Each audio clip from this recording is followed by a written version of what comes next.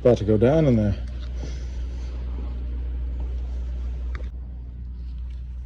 So today we're doing some root collar excavation on a very, very nice magnolia.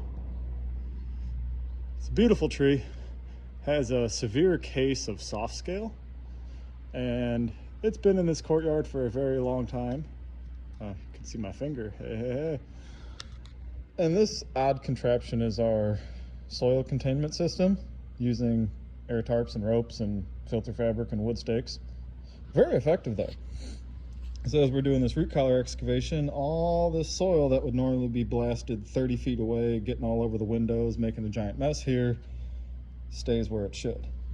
But this guy has some pretty wicked girdling roots. Some of them I could see, like these are already exposed, but I'm not going to cut anything until I actually get the soil out from around them so I can really make educated cuts. But you can see what's going on with this root system. See how healthy things are. This entire area inside here, which is about 7 to 8 feet, we'll end up getting air excavated. Somewhere around this, we'll go down to about 8 to 10 inches deep, get a lot of oxygen introduced into the soil, do some potholing in here and all that. It's too difficult this close to the tree. Your buttress roots are right there. But even got some decay cleaned out of there with some air. So decay is very common on magnolias, and they actually deal with it well. So, but today this guy gets the root collar excavation, cut and girdling roots, a root system inspection, and then it will get a soil drench with a middle culprit to deal with the soft scale. Reason we're doing it now is all the flowers are gone off of it. They all got bit by the frost the other night. What was it, 2 nights ago? And so we can safely treat for scale on this guy without affecting our flying friends. All right, so it's not very often that I actually take and do the full root collar area at one time, but as I started getting into this tree, I learned that I may end up having to be a little more aggressive on this. Seen a lot of really tight girdling roots, especially on the other side, and wanted to get a full view of what everything looked like before I started making decisions on what to cut and what to leave. Because on some of these, they have more problems than some people's love life, and we can't solve it all in one go. So we prioritize what we're going to solve now and what we're going to push off to another time. And you can see how kind of tied up this side is, just a lot. I mean, really, really tight. You don't have any root flares over here. So typical on a tree, when it comes down, you don't see a big root flare exposed. Most of the time there is a girdling root there. I've definitely found some truth to that in the time I've been doing this. You can see the root flare down there. It's just covered by all of this, so it's suppressing it. And the amount of tension that is on these guys is going to be incredible.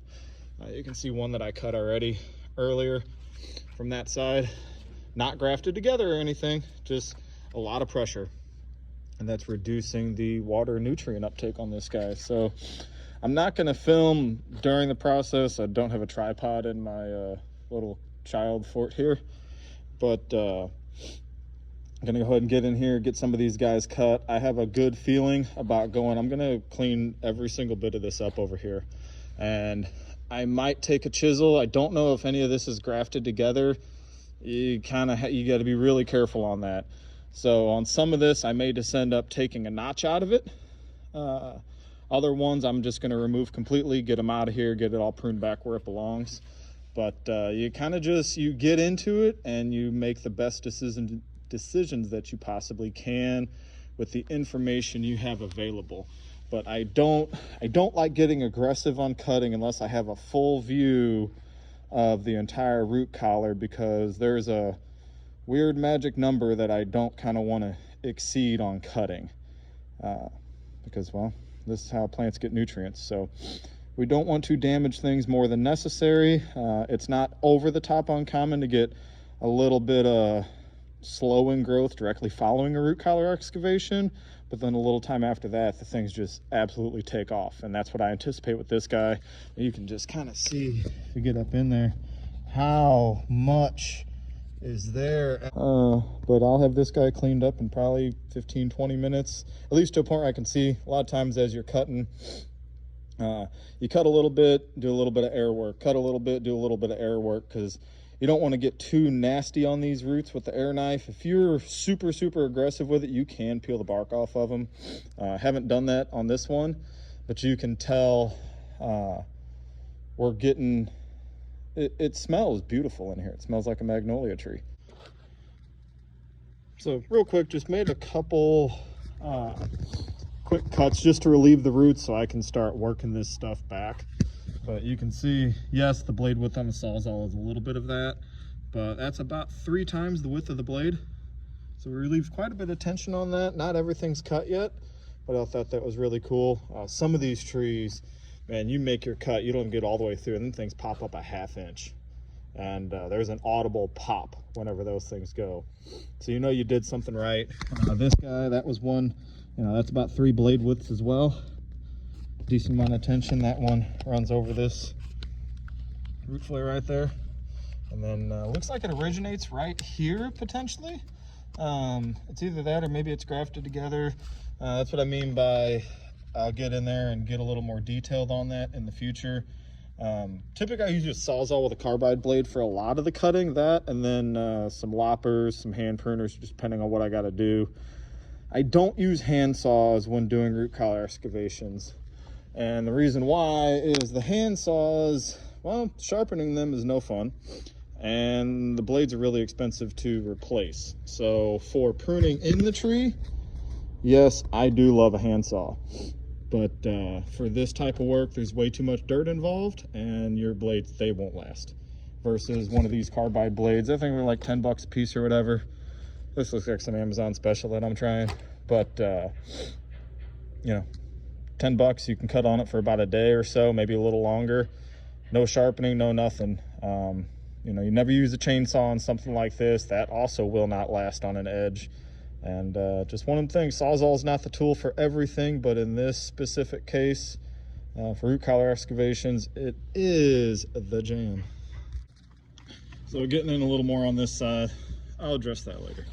But so we made a handful of cuts through here, cleaning some stuff up. This guy here, I haven't finished this yet. That guy's cut because the root came from that direction. So this is all garbage anyways. I don't really care how clean the cut is on this because it's trash, that's abandoned. What I worry about is where the root came from and what our cut looks like there, because that's all that actually matters. Kind of like you cut a branch off a tree, it doesn't matter what happens to the branch, but it matters how you pruned it. So, but if we look down in here, I was getting some, some of this stuff came around this direction. You can see where that was, the roots were on top of each other, but this was all hidden. Big old girdling root right in there, right on this buttress, root flare. Anyways, that's way down in there. So I am gonna get in there, get that cleaned up a little. Don't know what I'm gonna do with this root yet. This one that kind of comes along through there. I might not do anything with it now because it's not really crossing. It comes out of that point and goes straight out, so I'll probably leave it alone. But this guy will end up, I may leave this one, I don't know. I'll see how it gets attached over there. But right now, this guy's not a problem. There's probably 1.5 inches of space in between it and that root flare. So this is what I mean by judging what should we cut now, what should we put off till later. You don't want to just go hacking every possible root you can. Especially when you're getting a little bit aggressive and you're looking like, well, I'm cutting all this off, I'm cutting all that off. Like, I'd be a little more conservative with this. So definitely these two for sure are going. Probably not cutting this one, probably not cutting this one. Maybe later, if we come back maybe 3 years, 5 years from now, worry about cutting that. Right now, we're not growth regulating this tree. I want to increase shoot growth on it. So maybe next year we will put this tree under regulation to help increase root production, but a little step by step. Be interested to see what this looks like under there. I'm gonna get all up in that thing and see what's happening, but feeling really good about this guy. It will for sure enjoy life a little bit better. We kind of got a party going on now. So I did end up taking out that one root. Reason why is after I started getting over this direction a little bit more, it was girdling down, girdling over here. There's actually another one down in here. You can't really see on the video. I blew dirt back in that area now, but did get those cut out. There were actually 3 here, and there's some serious ridges. It's kind of hard to see in the video, but anyways, there's that. But now I'm on this subject. A little bit more around it, but you can see we didn't see that guy earlier, and we're probably down about 1 foot here now. But you start to see a lot more of where all this kind of goes wrong. You got this guy coming up over here, which was crossing this and suppressing this guy. So that's out of the way. Looks like a good cut on this is going to be right here, and get this root out of the way. I might not actually remove it out of there. We'll see. It could potentially be grafted onto this one. Most likely I'll just carefully cut it here and then cut it there and make my finish cut right there. And it'll still exist, but we don't want to risk damaging this root by ripping that one off. That's dumb. It goes against the goal here. But you can see this other one that comes out from underneath here and shoots over is suppressing this hardcore. So after I get this out of the way, I'll be able to see what's going on with this one down in there further. So that's what I mean by all this. Got to do this, to do this, to do that, to do this. And you know, even this root here, that's this one. So I'll end up cutting that out of the way and then blasting this stuff out to see what's going on. All right, so this little kind of pie section is about wrapped up.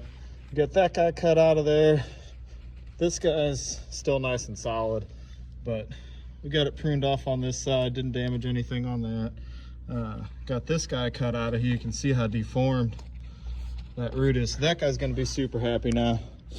And only other thing I got is clean up this last little bit over here, because this girdling root there is suppressing that. And but other than that, this side will be wrapped up here in a second. Be moving on to the other part of the world. So now we're on the other side of the world. Also, a quick shout out to our friends over at ArborJet. The old supersonic air knife out here just doing work. But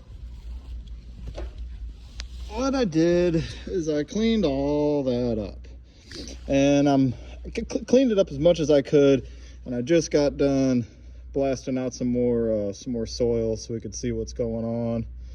But on this side, I cut that. A couple little guys coming from this way. But when I'm showing these, a lot of times I'll make what would in short term be an improper cut. You know, like I'm not gonna leave that looking like that. That's dumb. You don't do things like that. Same thing with this guy here. Got this weird nub. But in process, to see what I need to see, a lot of times I just have to make a cut knowing like, hey, I can make a safe cut here, and then once I learn more, I'll come back to it. Just like in here, I knew I had a girdled root across here, so I went ahead and cut that, but I couldn't see this. So now I kind of get in there, I can see what's going on, a little more of this root structure. But I also got this kind of weird, goofy looking little dilapidated thing. Apparently I ghetto stomped that and broke it. But, you know, we got, I mean, just look at this stuff. There's that buttress coming, or the fruit flare going down. Now this is an interesting spot because you got your root flare there, and then this guy's got a big old crack in it, and it comes up out of here. But I can't cut all that off because it's also grafted to this, which that's, I don't know what that thing's all about. It's been some suckers coming out of there. Looks like this guy will go. We'll go ahead and get that one cut out of there. The old trusty hand pruner, this is what I'm talking about, where it's just get it out of the way and start making progress. Obviously the root didn't come from this side, so go ahead and lop that guy off. Get it out of the way. Then you got this whole thing. It does come and then it splits there. So if I come out here on this side, prune that, that way it's out of the way. That's a reasonably decent cut there, a little bit better. And I'm probably gonna leave that alone for right now. There's this other one that goes down. I'll go ahead and get that out of the way. That'll allow me to get in there and see a little bit better what's happening. So that guy needs to be cut. Get that out of the way. And yeah, so we're getting somewhere. Now, after I cut this one out of the way, which is one we were cutting on earlier, I can see a little bit more. And what I can see is another girdled root in there. That one will be that'll want to be fun to get out. What I think I'm going to do is, looking at the growth of all this, I'm going to make a cut right here. But before I make that cut, I'm going to actually make a cut here. Actually, I'll probably cut this, there, there. Maybe make a cut there to relieve all of this tension and stuff. And then I'll come in here and start making this cut, because I have to be very, very slow and gentle with this cut, because I don't want to get into that. And as you're going, you can, I don't know, you could just feel it. It's a thing. If you've ran a chainsaw a lot, or in my case, a Sawzall for decades, you have a feel for what's going on. And I'm going to get this guy out. It's got a big old crack in it. And I think this is what was leading to the girdled roots going that way. So, yeah, I'll check back on that. This is the other order of business. I didn't bring the chisel back here with me, but I'm about to run back out to the truck and grab that, because I'm not a big fan of the chisel. I actually kind of hate it, but in the right situations, it's necessary. What I've done so far is I did go out to the truck, picked up the chisel, and did a little more cutting on here. Got that guy cut off like I said I would. I'm not going to do any more with this. We've already got a decent chunk of roots that have been taken out of this guy, and I'm feeling really, really good about what we've fixed on it as far as root girdling. Be very interested to go back through these videos maybe in 3 to 5 years and see what's changed. I'm assuming this will be pushed up and off of here and almost be loose in a sense on the tree. Since there's not the tension holding it in from all these roots, the tree should be able to produce new, as growth rings, as it expands out in secondary growth, and push this off of here. But we'll see how that goes. I didn't do a lot with this, and the reason why, the suckers have been cut off time and time again. If I make another wound in this area, I'm not doing it any favors. So, but you can see from where we started to where we are, this is vastly different looking. Got a lot of girdling roots cut off of here. This tree is feeling much better. Now comes the fun part of cleaning up. I also want to give a thing. A lot of people ask what type of loppers I use. I love these AM Leonards. These little dudes, they have a nice precision tip on them. You can like get up in there and take care of stuff. These are, I don't know, 18 or 20 inches in size. This is the only pair of loppers you need, period, end of story. This is a relatively new one. I think I stole these from my wife. Sucks for her. But yeah, these things are the absolute jam. Big fan of the Sawzall.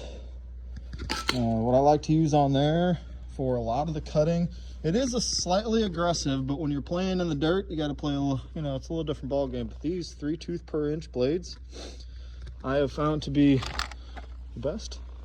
So that's that. We're gonna get all these a little hut pulled out from here. I did bring some compost in. We're gonna backfill. We're gonna blend this compost and the soil together and get this guy all backfilled, make sure all the soil level's right, and really give it a nice finished look whenever we're done. But kind of back up, and you get to see sort of the bit of a disastrous mess we have going on with the little hut here. But that'll all be gone here in, I don't know, 20 minutes, half hour. And this will be cleaned up. You'll see all nice and finished with some compost on top. I do, at this point, have to do the soil drench with imidacloprid to treat for the scale. It's a great time to do it. Normally you'd take and dig a little furrow around the outside of the trunk, which we did. We just did it the fast and easy way. All right, this guy is all cleaned up and pretty. Got a nice compost. It actually blends in pretty well now that the top layer is dry. Gotta let everybody know, that it is treated with love. You don't get your trees treated with love just anywhere. But the only thing left with this guy is a foliar application to help get the systemic action going on the scale. The big hitter on this is the emitter culprit in the soil drench, but that's going to take a couple weeks to get going. Normally we'd wait just a hair longer to start treating scale, but everything this year is a little bit ahead of time, so we're adjusting our treatment schedules for that. But give an idea on how gnarly the scale infestation is here. Yeah, you can't really see it because of the light, but those are insects. Well, I mean, it's the shells of the insect. They're not actually there. They've already hatched. But anyways, this is some next level scale. This guy did get treated with dormant oil a little bit earlier this season. It helps suffocate things a little bit, because I'm sure there's a little bit of armored scale here too, and a couple other things. But the other thing we did, or I did, I guess, went ahead and replaced the old cable system that was here. It wasn't really a cable. It was actually using like tie straps it would normally use to guy new trees to stabilize them. So I went ahead and I did replace that. And it's the tree guard system, tree safe system, depending on where you are in the world, they call it something different. But it's got these beautiful, 2-inch and some change wide straps, and then a nice rope in there. It's technically call it a cable. It's a 12-strand hollow braid, and you run it through the loops, and then you cross over, and then you bury it up inside that rope.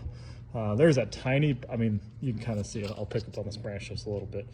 There's essentially no weight on it. So there's less weight in the system than what was there, and it is spreading the weight out way better. Because you can see where it used to be. Here's the old thing. You can see that divot where the old strap was. It was like a 1-inch webbing. Way different than this guy. This will last these guys for a very long time. It's the right tool for the job.